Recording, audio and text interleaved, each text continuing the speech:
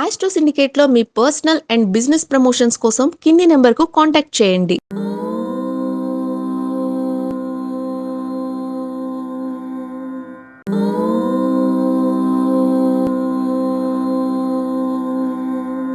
ఓం శ్రీ గురుభ్యో నమ.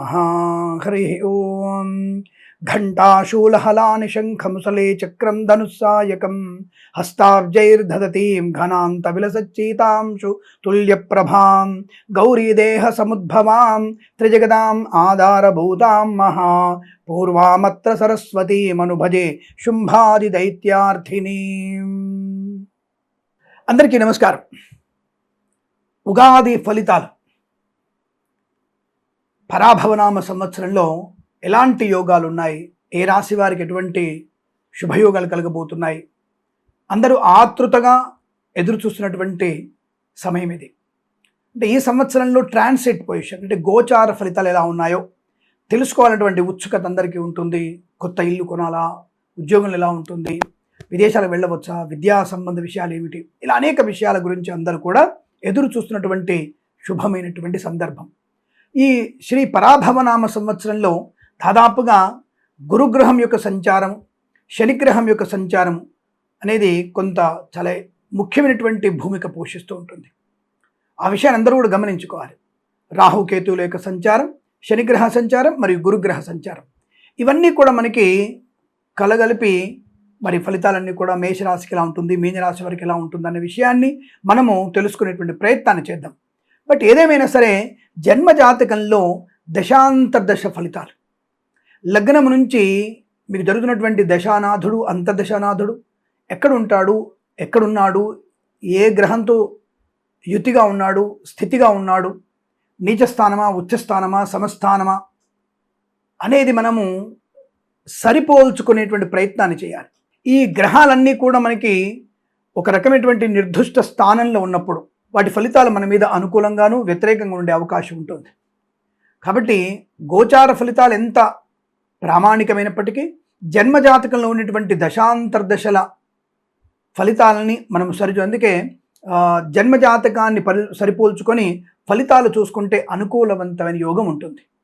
ఈ విషయాన్ని అందరూ కూడా గమనించి మరి ఇలాంటి అనేకమైన మంచి విషయాలు చెబుతూ ధర్మకార్యముల గురించి అనేకమైనటువంటి పీఠాలలో, అనేకమైనటువంటి ఒక దేవాలయాల్లో, క్షేత్రాల్లో అభిషేక యాగాదులు నిర్వహించగలే శక్తిని అమ్మవారిని కలిగించడం, అటువంటి చోట అటువంటి కార్యక్రమాలు చేసి మీ అందరికీ నేను వీడియో రూపంగా అందించడం ఇవన్నీ కూడా జరుగుతున్నాయి. మీరందరూ కూడా నాకు దయచేసి మీరందరూ మన ఛానల్ని సబ్స్క్రైబ్ చేసి, లైక్ చేసి, షేర్ చేసి, వీడియోని పూర్తిగా చూసి ఎక్కడ కూడా ఒక చిన్న పాయింట్ మిస్ అవ్వకుండా మీరు చూసి మీ యొక్క అమూల్యమైనటువంటి కామెంట్స్ని నాకు అందజేయాలని, మన ఛానల్ ఆస్ట్రో సిండికేట్ ఛానల్ని వృద్ధి పొందడానికి మీ వంతు సహకారం అందించాలని, అలాగే మనకి వెబ్సైట్ని మరియు ఇన్స్టాగ్రామ్ని, ఫేస్బుక్ని కూడా మీరు ఫాలో అయ్యి నన్ను ప్రోత్సహించాలని కోరుకుంటూ మరి శ్రీ పరాభవనామ సంవత్సరంలోకి అడుగుపెట్టబోతున్నాం. అటువంటి శుభమైనటువంటి సమయంలో మీ అందరికీ కూడా ఉగాది సందర్భంగా శుభాకాంక్షలు, అఖండ ఆయురారోగ్య ఐశ్వర్యాభివృద్ధి పొందాలని కోరుకుంటూ, గోచారంలో ఫలితాలు కొంత నెగిటివ్గా ఉన్నా, పాజిటివ్గా ఉన్నా నిరుత్సాహపడకూడదు, అతి ఆనందపడకూడదు. అందుకని జన్మజాతకాన్ని సరిపోల్చుకునే ప్రయత్నాన్ని చేస్తారని కోరుకుంటూ మరి ఈ సంవత్సరం తెలుగు ఉగాది శ్రీ పరాభవనామ సంవత్సరం ఉన్నటువంటి ఫలితాలని మీ ముందు ఉంచే ప్రయత్నం చేయబోతున్నాను.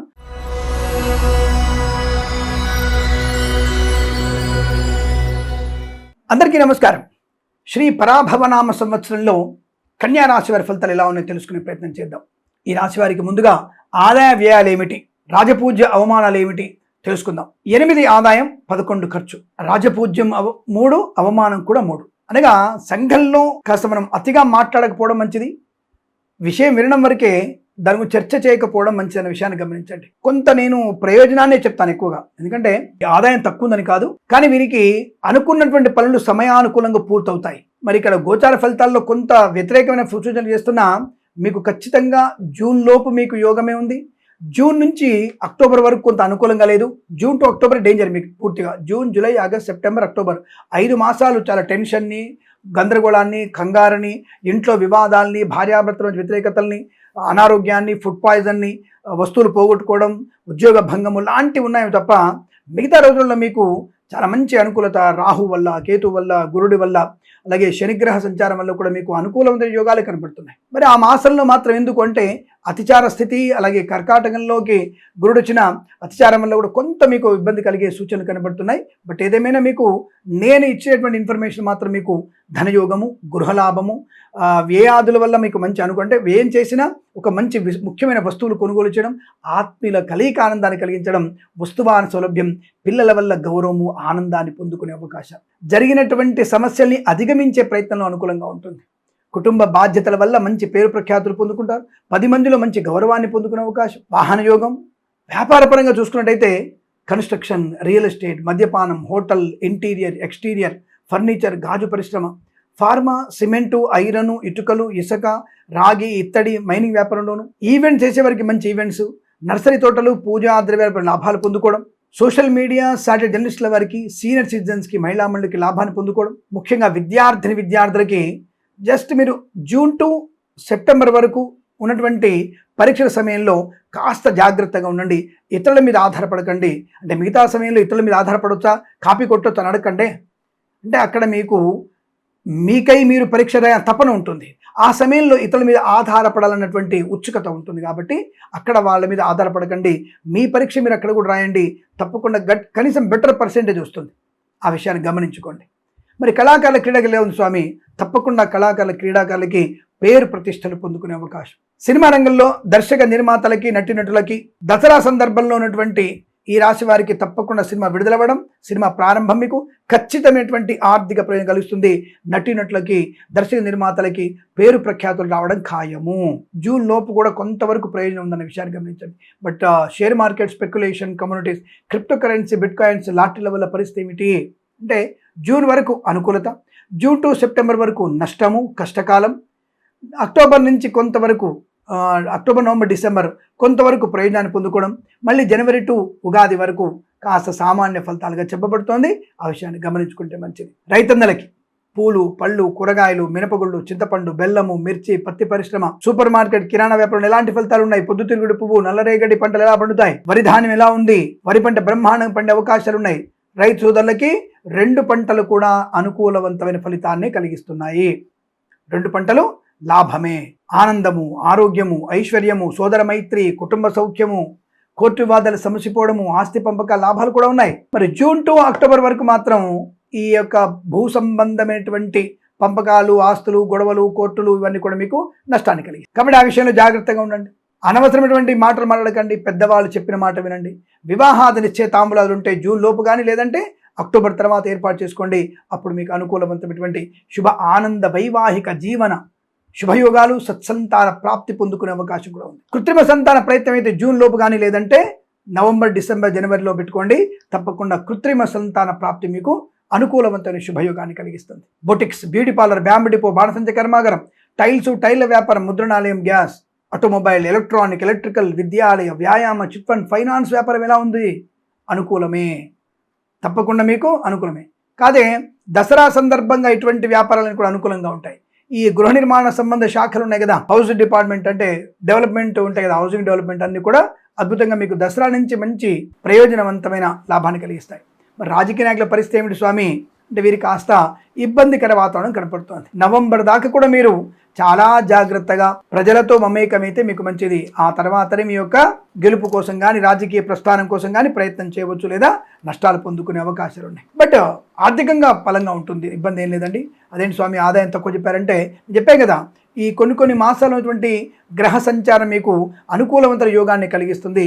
గురుడు కొంత నష్టాన్ని కలిగించిన శని ప్రభావం చేత ఈ యొక్క గురుడు యొక్క లాభస్థాన స్థితి వల్ల మీకు లాభము, అనుకూలత, ఆనంద యోగాన్ని, కొత్త వస్తువుని కొనుగోలు చేయడాన్ని, విద్యా పరిపూర్ణత, పోటీ పరీక్షల్లో కానీ, అకాడమిక్ పరీక్షల్లో కానీ, బ్యాక్లాగ్ పరీక్షల్లో కానీ, విదేశాలకు వెళ్లే నిమిత్తమే రాయబోతున్నటువంటి పరీక్షల్లో, IELTS, GRE, TOEFL, GMAT, SAT పరీక్షల్లో కానీ, ప్రమోషన్ కోసం రాబోతున్నటువంటి పరీక్షల్లో కానీ మంచి విజయాన్ని సాధించే అవకాశాలు ఉన్నాయి. తప్పకుండా మీకు ఆర్థిక ఆనందాది, విద్యా ఉద్యోగ వ్యాపారంలో కలిసి వచ్చే అవకాశాలు, ప్రమోషన్ ఇంక్రిమెంట్ పొందుకుంటారు. మర్చిపోయాను, నవంబర్లో మీకు ప్రమోషన్ ఇంక్రిమెంట్ కూడా ఉందండి. మీరు ఆశించినటువంటి ఉద్యోగ లాభాన్ని పొందుకుంటారు. ఉద్యోగ బదిలీని కూడా మీకు లాభాన్ని కలిగించే అవకాశం బలంగా కనబడుతోంది.